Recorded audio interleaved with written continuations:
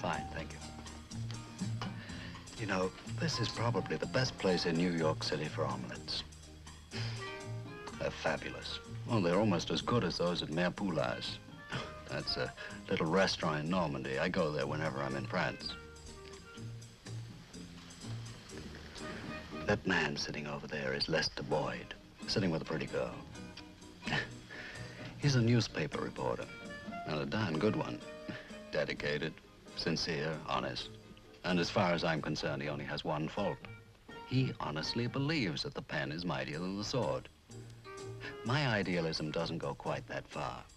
Today, you have to fight nuclear fission with... Well, I'm sure you get what I mean. Oh, excuse me. Hello, Lester. Good luck with the telecast tonight. I'll be watching. Well, thanks. Simon, I'd like you to meet the girl I'm going to marry. Darling, this is the famous, or infamous, Simon Templar.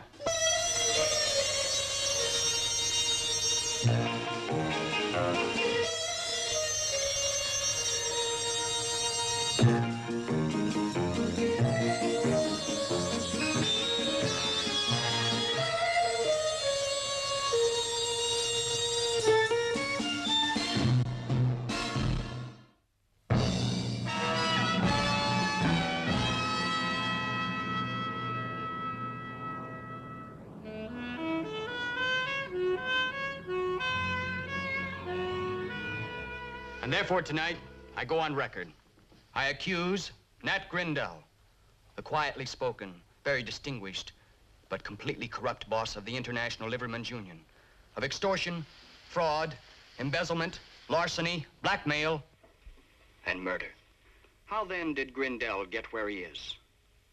Because a long time ago, he discovered that election by democratic process was nowhere near as effective as election by bribery, or by the simple expedient of a bullet in the back of an opposing candidate. Here, then, is my portrait of Nat Grindell. 15 arrests, 7 indictments, but no convictions. Why? Because witnesses either vanish or die. On my show tomorrow night, I'll give you facts and figures. I'll prove to you that Nat Grindell has taken the trust placed in him by thousands of hard-working union members and perverted them to his own personal end. How much has he got on you, Nat? Quite a lot. You don't seem very worried. I'm not. In exactly 30 minutes, Lester Boyd will be dead. And on behalf of the New York Evening Herald, this is Lester Boyd saying thank you for watching and good night. Okay, Mr. Boyd. Well, honey, how'd it do? You really want us to tell you? Well, I want Jenny to tell me. Good or bad? Good for the Herald. Bad for Grindell. And worse for you. What have you been telling her, Fernick? Listen, Boyd, Grindell is dangerous. If you think he's just going to sit back while you put a noose around his neck, you're either a fool or a nut. Leave it to the police. We'll pin something on him sooner or later. Oh, sure. But how soon? Or more to the point, how late? Listen, Fernick. You too, Jenny. I'm no fool and I'm no hero either. I know Grindell will try to destroy me before I've had the chance to destroy him. But the fact is, I'm the only guy who can expose him, smoke him out in the open. And as scared as I am, oh yes, I'm scared, all right. I got to go through with it. I can't quit now. I just can't. All right, Boyd. It's your neck. I'll give you all the police protection I can. I'll wait for you outside. Thanks, Frank.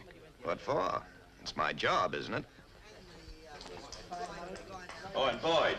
Yes? Good luck, anyway.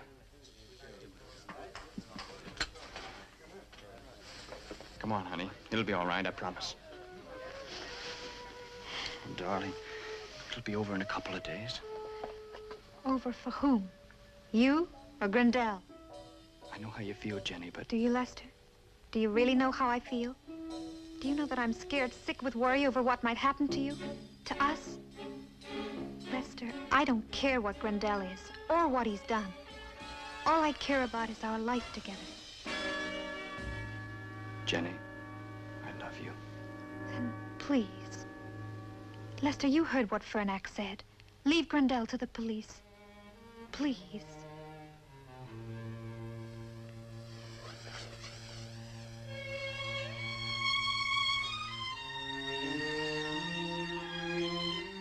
It's getting late and I got an article to write.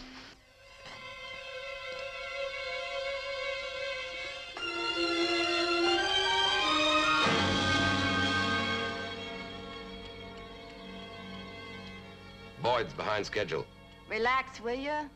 Ricky should have phoned by now. He'll phone.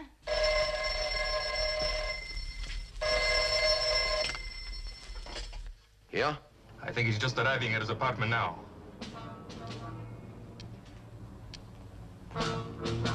Yes, it is. I call you back.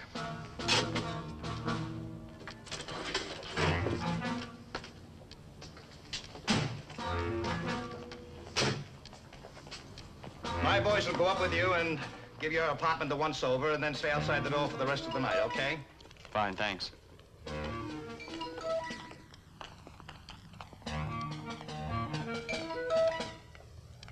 Look after her, Fernie.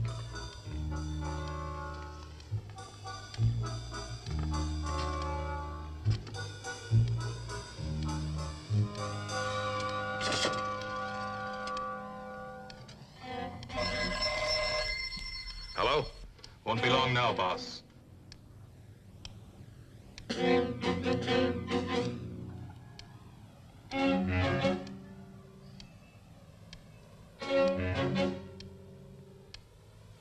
About 30 seconds at the most.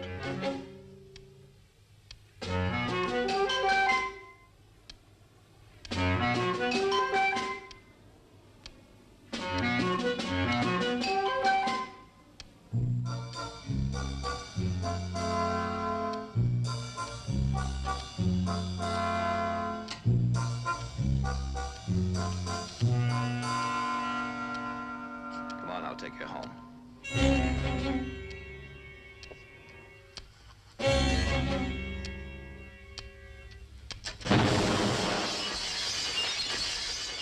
No!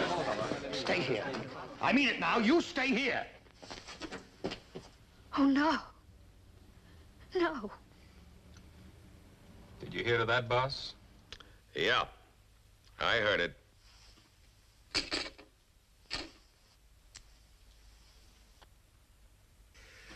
Mr. Lester Boyd is no longer with us.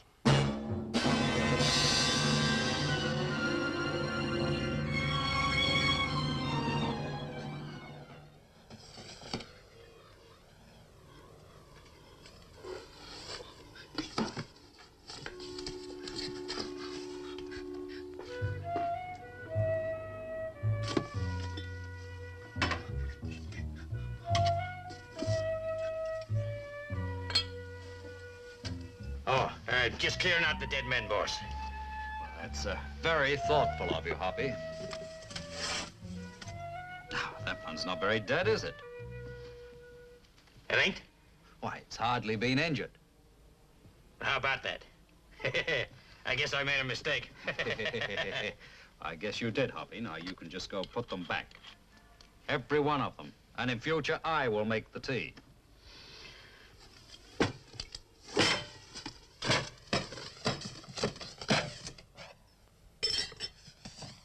Okay. Try to do a guy a favor, and what happens? Just because you want to sling a few empty bottles in the garbage, he thinks you got an inferior motive. Ulterior, Hoppy. Yeah, that too. Anyone to think I wasn't to be trusted.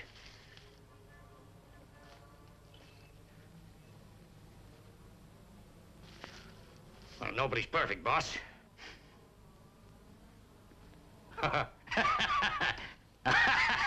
Hey, you ain't sore at me. No, Hoppy, I'm not sore at you. Now, how about rustling out some hot coffee, huh? Okay, boss. As soon as I put the bottles back.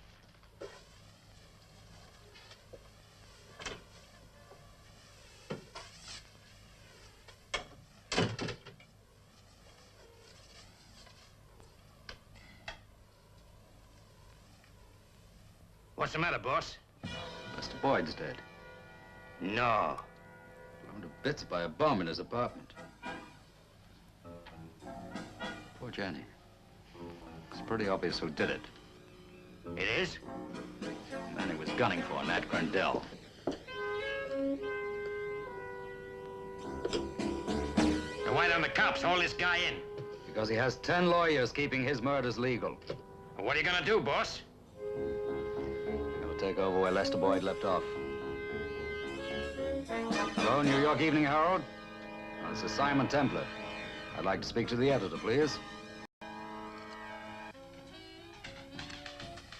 Mr. Templar, do you know Victor Reisel?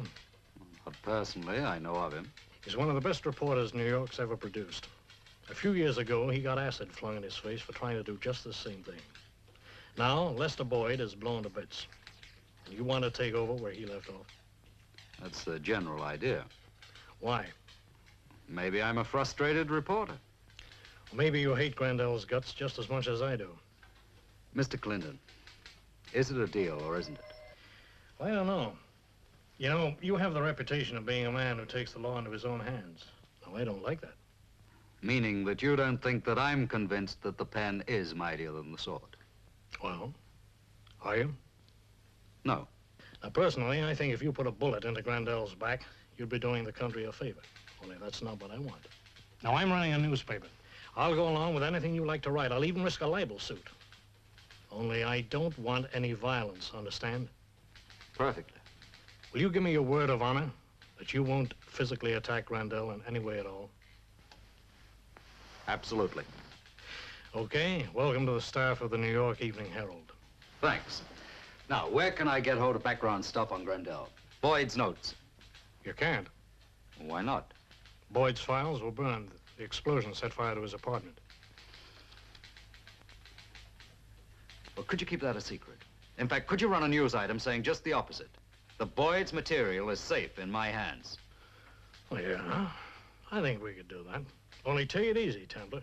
I'd hate to run your first byline in the obituary column. I wouldn't like it either. Anything else I can do for you? No, that's all. I'll be seeing you.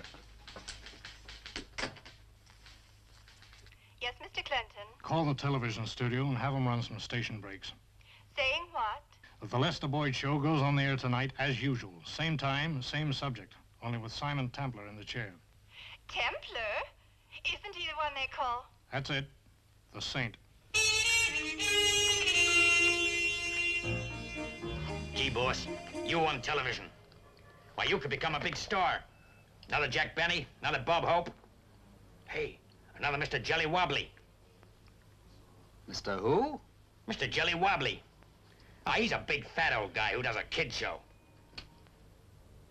Well, he's my favorite. Hoppy, with all due respect, it's just not me. You understand? Oh, yeah, sure, boss. Now, if I hear another peep out of you before I finish this script...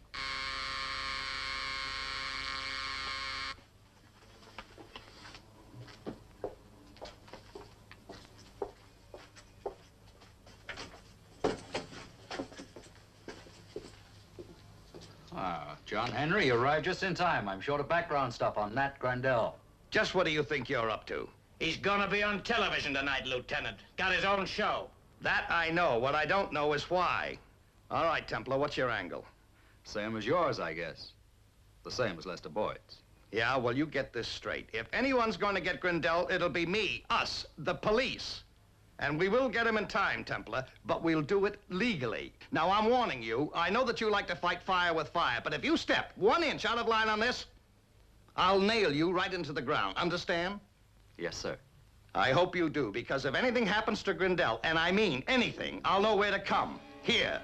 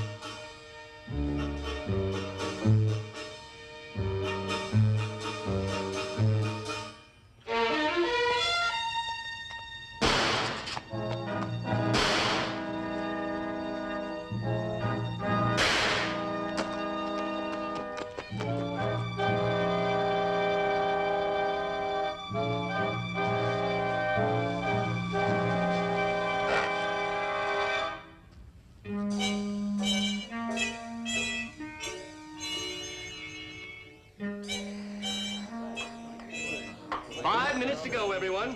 Let's have a little quiet. Come on, settle down now, please. Do you mind? We're on the air in 5 minutes.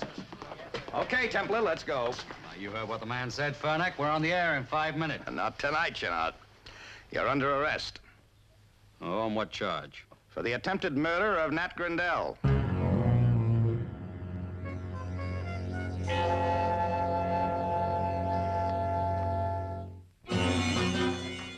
All right, Templar. You can talk as much as you like, but tonight somebody took a shot at Grindell, and you're the only man in the picture with enough nerve to do it. John Henry, you're wrong. In the first place, I don't shoot people down in the street, not even creeps like Grindell. And in the second place, if I did stoop so low, I wouldn't miss. And in the third place, that kind of setup is just not me. It's too crude.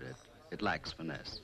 Hoppy, you know me pretty well. Wouldn't you swear unequivocally that I'm incapable of an assassination attempt, displaying so little artistic integrity? Oh, I wouldn't say that, boss. Why not? I don't know what it means. One thing I haven't told you. We've got your gun. What? I found it myself on the sidewalk opposite Grindell's apartment. You're sure it's mine? Don't you have a permit for a Beretta 32? Mm-hmm. Well, that's what we've got. Records are checking the registration numbers right now. Which will be listed under my name. Well, if it isn't, you'll have my most abject apology. Furnack, when I start making that kind of mistake, you won't have to come and arrest me. I'll come down to HQ and give myself up. Call for Inspector Furnack. Here. Furnack. Yes. Okay. Thanks. Bad news? The gun isn't yours. Oh, John Henry. How about that abject apology? Drop dead. Come on, boys. You'll make captain of detectives yet? You may be off the hook at the moment, but what I said earlier still goes. One step out of line, and you'll get it. Yes, sir. Oh, John Henry. As a matter of interest, whose gun was it? Lester Boyd's.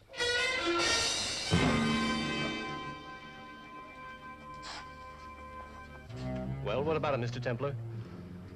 Fine. Ricky, you're absolutely certain you didn't see who fired that shot? Yes. You didn't see anybody at all? No, nobody. I didn't see anything either. Do you ever?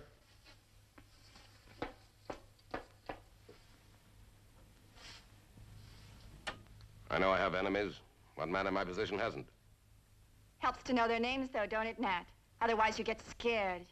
Verna, you're thinking again. That's not what I keep you around for. Good evening. I'm here tonight because the man who should be sitting in this chair is dead. As you know, a few minutes after last night's program came off the air, Lester Boyd was blown to bits by a bomb planted in his apartment. A fine man and a fine reporter was brutally murdered for speaking the truth about Nat Grindell, boss of the International Liveryman's Union, who has now added another murder to his long list of crimes against his own union members and against the state. Grindell, if you're watching this, there's something I want you to know. Shut up. Lester Boyd may be dead, but his voice still lives on in these notes. The detailed records of your crimes. Turn it off. And your sordid private life. Organized labor... I thought Boyd's records were burnt. So did I. This is another job for the engineer.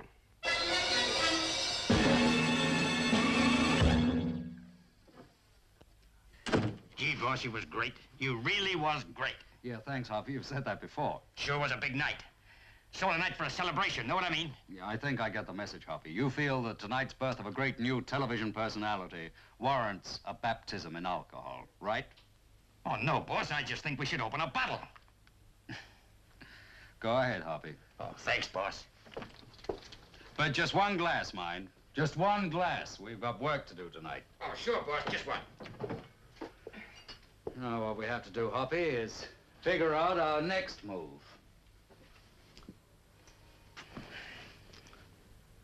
You know, Hoppy, the Ways of the ungodly are fairly predictable.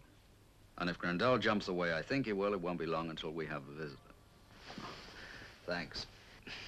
The only way Grandel will be tied to that bombing is if someone backs him up against a wall and beats a confession out of him. Which the judge would throw out anyway.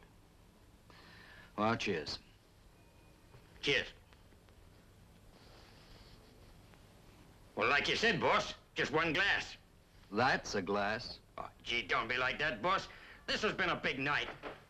Hold it. Someone at the door. So why don't he ring the bell? It's Grandel's next move. An ambassador on a mission of bad will.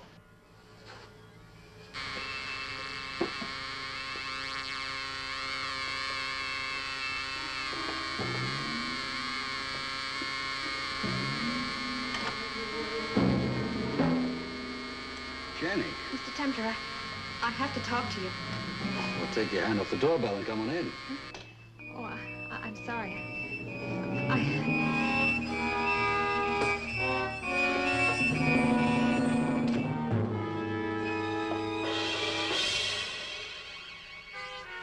Call Dr. Grant. The number's on the pad. Tell him to hurry.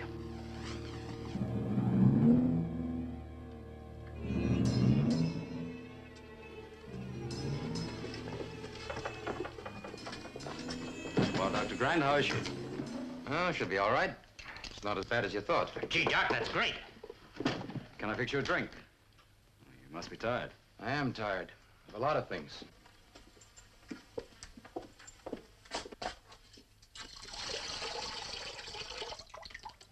What did that mean? Who applied the compress? I did. Very neat job. Do you mind telling me about this? About half an hour ago, the doorbell rang. I answered it. It was Jenny. She passed out in my arms. You know her well? Not well exactly. I only met her once. You realize I'll have to report this to the police. I know the routine, Doctor, but in this case, I'd be grateful if you didn't. Unless you want to send your patient to jail. You see, until yesterday, Jenny Hallam was engaged to Lester Boyd. Mr. Boyd? You knew him? I knew of him. I admired him very much. I guess you know how he died. Yes. I read the papers. Somebody planted a bomb in his apartment. Nat Grandel. Can you prove it? No. Oh, he doesn't do anything personally. He hasn't got the guts, but he was behind it. Oh, I know it. The police know it. That's why, to avenge the murder of the man she loved, this poor kid took the law into her own hands. And earlier tonight tried to kill Grandel. In the shooting, she got a bullet herself. Well, I'll drop by again in the morning. Doctor, nobody respects the ethics of the medical profession more than I do, but in this... I'm afraid we won't be able to move her for a couple of days, but you know how it is with pneumonia. Thanks. Good night, Simon. Good night, Doc. Boss, we should ought to get another doctor fast. Well, why, Hoppy? Pneumonia. He must be crazy. Even a vet would know better than that. Hoppy, you missed the point. The doctor was obliquely trying to pass up. Skip it, Hoppy. Right now, the important thing is to get a line on Grandel's next move. If he has issued an order for my execution, I'd like to know how, where, and when. So how do you find out? Oh, it's simple, Hoppy. After a good night's sleep, I shall go see Grandel and ask him. Oh, yeah. I never thought of that. Ask him. Ask him.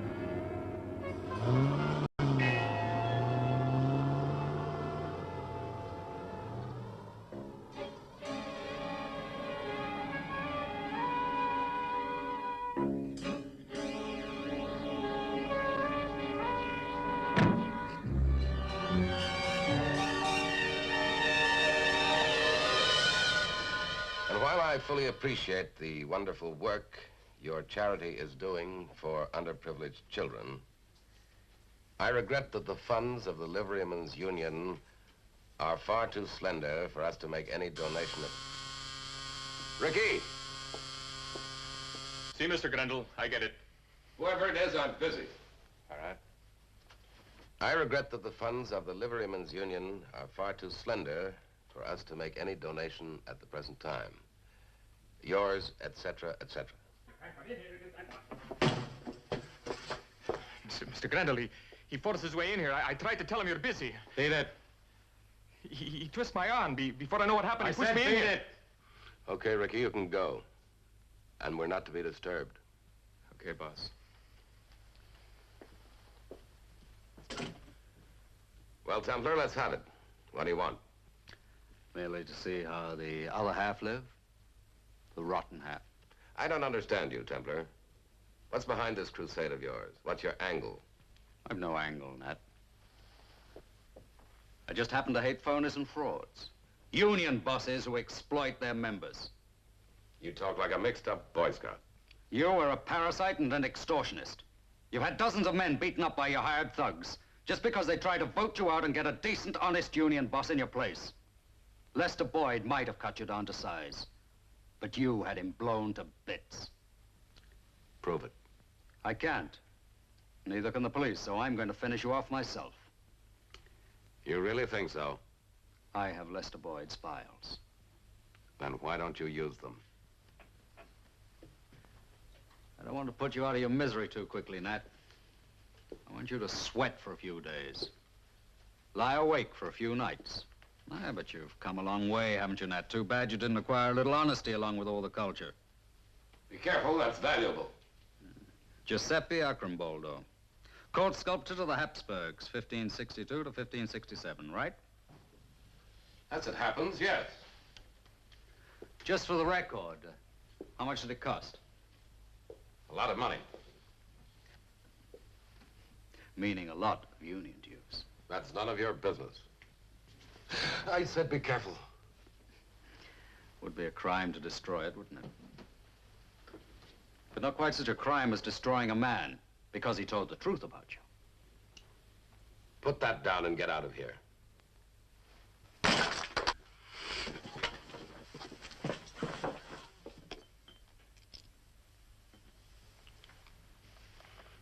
You maniac! You destructive maniac!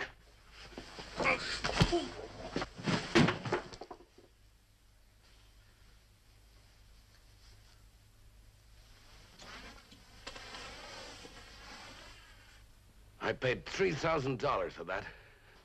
You were taken. It's a fake. It was a copy done in Rome by Alfredo Romani. Otherwise, I wouldn't have broken it. Well, what are you going to do now, Ned? Call the police and charge me with assault and malicious damage? Or call your lawyer and sue me?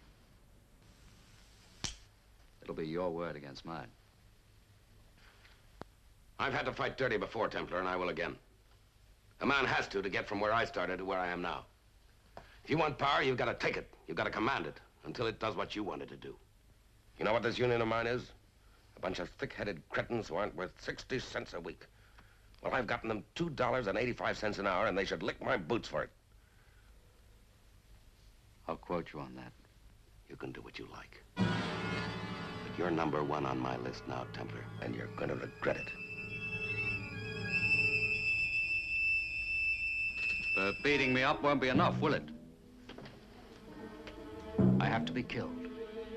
I wonder how you'll do it. Probably end up by farming out the job as usual. Because you don't have the guts to kill anyone yourself, even if he was trussed up like a mummy. Well, I'll leave you to brood about it. But don't brood about it too long, because I may drop by in a day or two and smash something genuine.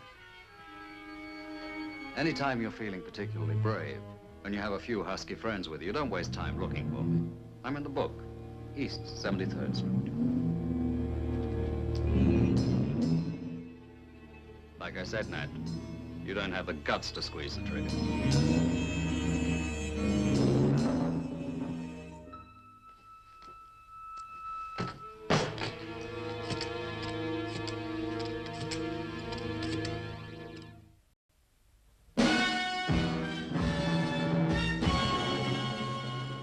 I keep telling you, for a stiff jaw, ointment of chamomile.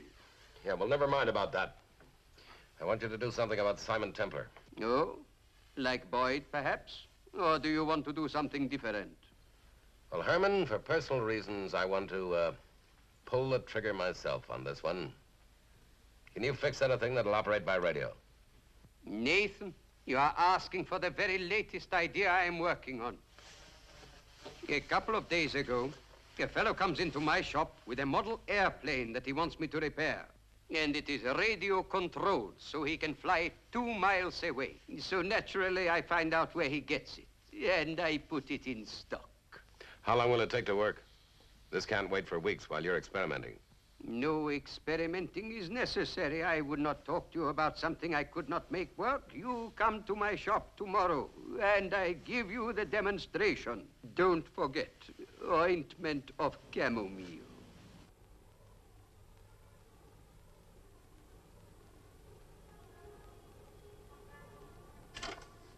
Hi, Doc. How is she? Fine, under the circumstances. Where's, The boss? On the terrace.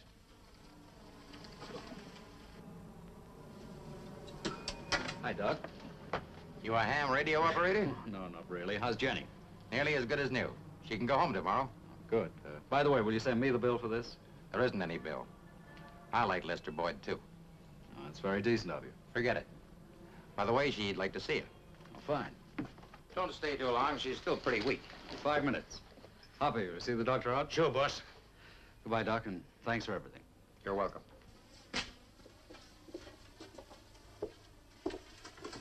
Hey, Doc.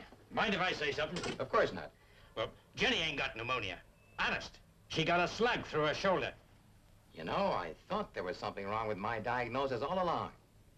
A bullet, you say? Yeah. Well, that's life. Mistakes will happen.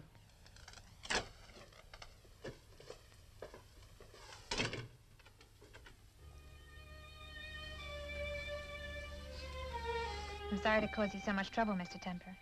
I couldn't think of any place else to go. Forget it, Jenny. I'm glad to have you here. Poor Lester. You know, it wasn't till he was killed that I really understood what he'd been trying to do. Why he felt he just had to go on fighting Nat Grindell. Grindell's brand of evil always seems remote, until it affects you personally. And when it did affect me personally, all Lester had said suddenly came home to me. I know what I did was wrong, Mr. Temper, but I was nearly crazy. I couldn't help it. I know you couldn't. Isn't there anybody who can stop this man? Or does he just go on killing people? Jenny, sooner or later, the ungodly get what they deserve. But when? And how? Don't you worry about it now. The important thing is that you get better. And if you're a good girl, you can go home tomorrow. Getting better doesn't seem very important. Maybe not now, but it will. I've known Lester all my life. The Boyds moved next door to us when I was 9. I guess I fell in love with him on the spot. Know something? What? I'd never been out with anybody else. Never? It was always Lester and me. All through school, he carried my books, helped me with English. It was the same way at college. Parties, dances, formals. I just don't think I'll be able to face it without him. Yes, you will, Jenny. You've too much courage to quit.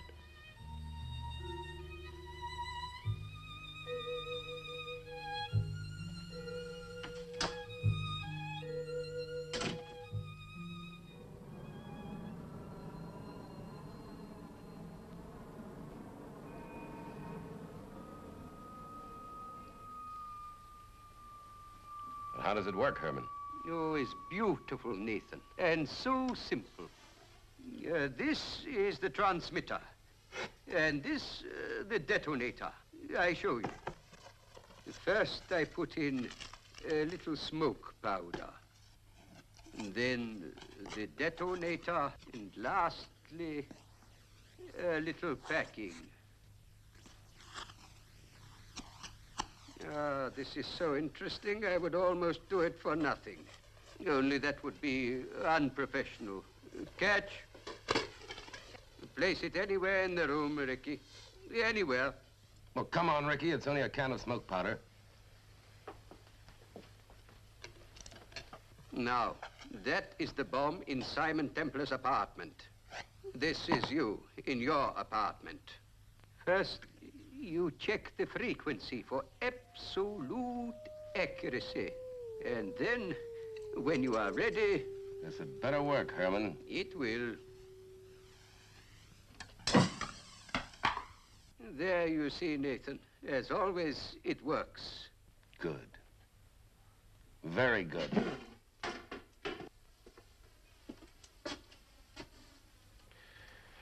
The only trouble is that after what happened to Boyd, it's going to be hard to plant a bomb in Templar's apartment without his knowing it. What if your men planted two bombs? One that Templar was meant to find, and the other... Maybe.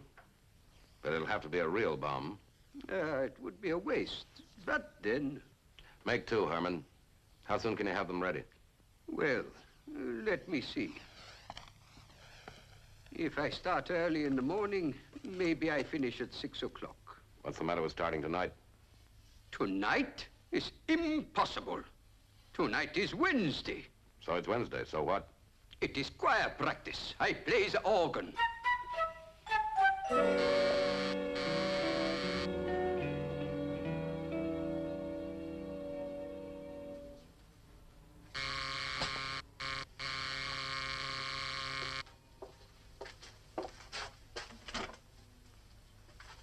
Telephone company. Your phone's out of order. Who says? Well, we do, sir. Wait a minute.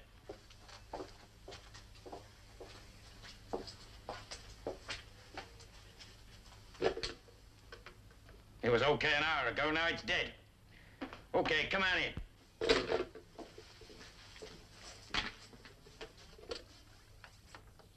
Any extensions? Yeah, two. One in the bedroom, I'll show you.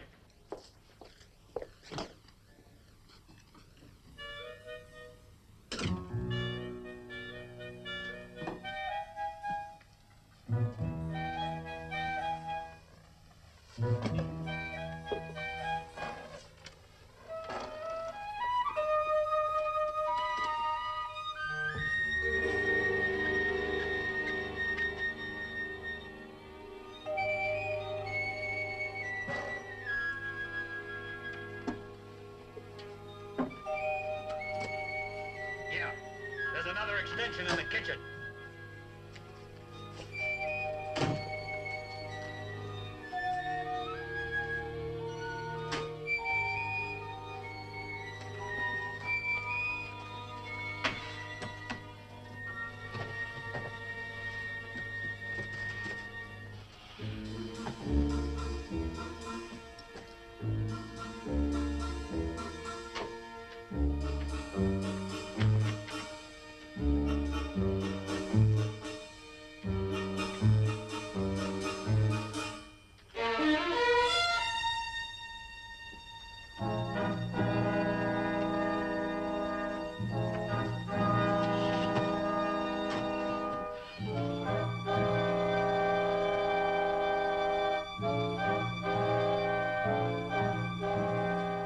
Nothing here, Ed.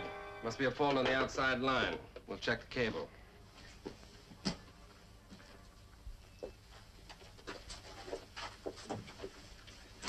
Sorry to have bothered you, sir. No bother. We'll have it fixed in a few minutes. Thanks.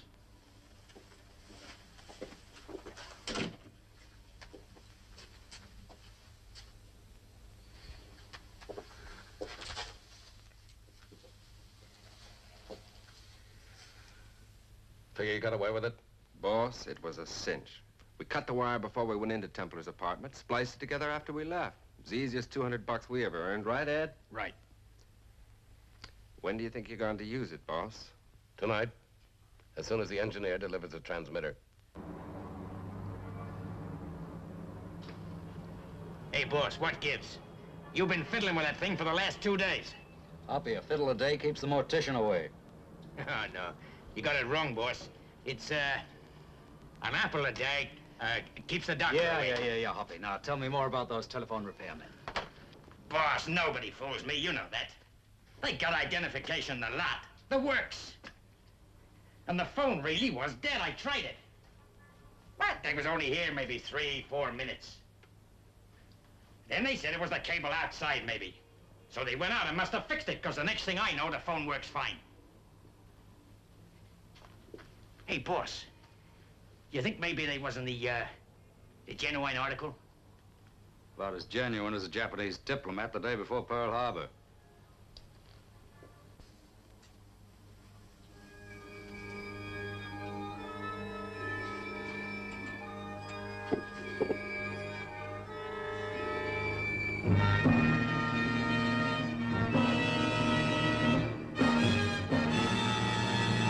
My husband, Bert, was a loyal member of Local 188 in Buffalo for over 20 years. Yours sincerely, Mrs. Grace Jensen. Well. And she wants $100 for that? My dear girl, it's genuine yin dynasty. So? So it's worth at least 1,000, maybe 1,500.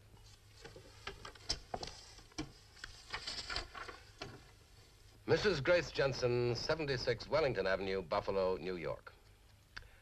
Dear Mrs. Jensen, I am indeed saddened to hear that the widow of Bert Jensen, whom I knew well, is in financial difficulty. Be right with you, Herman. There is no hurry, Nathan. Financial difficulties.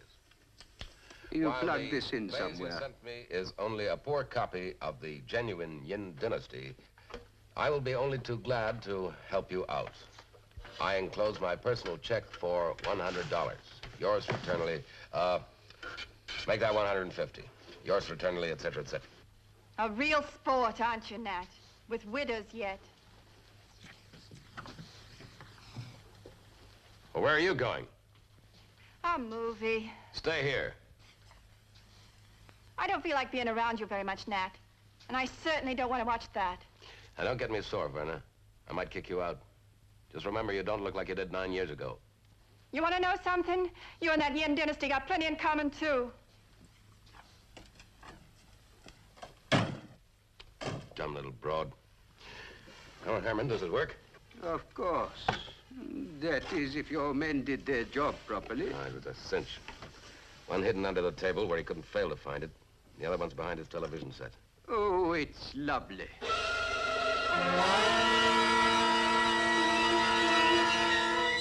Where did you say you found it? Under that table. Presented by Nat Grindell. And compliments of the engineer. Well, we can always trace this. Have you ever been able to tie anything to him that way? No, but there's always a first time. Oh, supposing you are lucky. You think you'll get Ubalash to talk? He'll never say who hired him. Just on a point of pig-headed Prussian pride, you couldn't open his mouth with red-hot crowbars.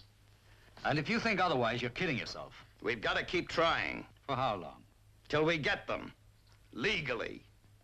Isn't it an ancient legal doctrine that if anyone injures himself in an attempt to commit a crime, it's strictly his own fault? Well, for instance, suppose we were standing on the edge of a cliff, and suppose you try to push me over. I step to one side. You fall instead. No court in the country could blame me for not standing still and letting you push me. Is there any charge for your lecture on legal technicalities? All right, let's look at it this way. Right now, tonight, Grandel is fooling around with a remote control device that would have exploded that and blown me to bits. How do you know? I heard it on the radio. This one. It's tuned into a shortwave transmitter I planted in Grandel's apartment. And how did you manage that? Oh, it wasn't difficult. I planted it in a vase while Grandel was busy picking up the pieces of one of his favorite antiques. Oh, very neat. Very neat.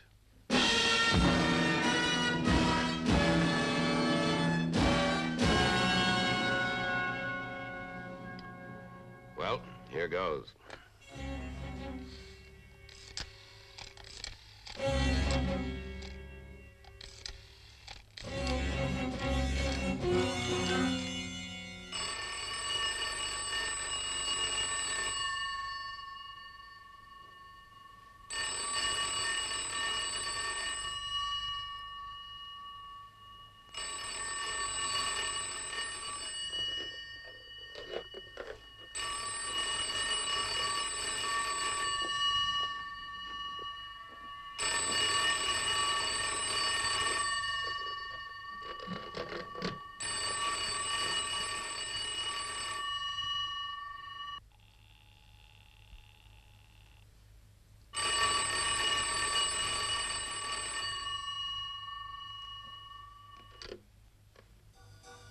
Nat. Yes, I was expecting to hear from you. Do you remember telling me that I wouldn't have the guts to kill you myself? Yes, I remember. Well, I just wanted you to know how wrong you were before you died. Nat, I'm giving you a fair warning. Don't do it. Don't try it. It's too late, Saint.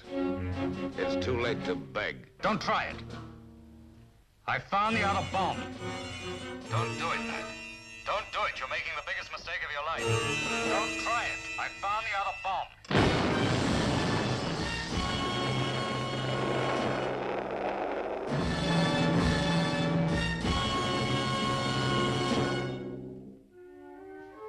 And so, thanks to Lester Boyd, a sad and grisly chapter in the history of American labor has come to a close.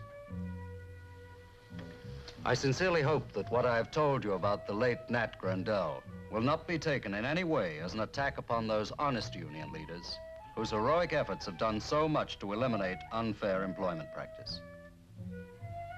Thank you, and good night.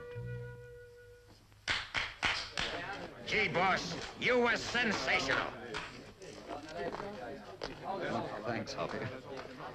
What'd you think, Jenny? I think Lester would be happy. Thank you. Simon, you risked your life. I'm terribly grateful. Oh, Jenny, there wasn't any danger. I found 2 bombs. You see, I was supposed to feel so smug about finding the first, I wouldn't bother looking for the second. Yeah, they couldn't fool you, boss. He planted the other one in Grandel's apartment. Yes, in a Yin Dynasty vase. It would never have exploded if Grandel hadn't pressed the button. Well, I got the idea from Shakespeare. You remember the line about the engineer hoist with his own petard?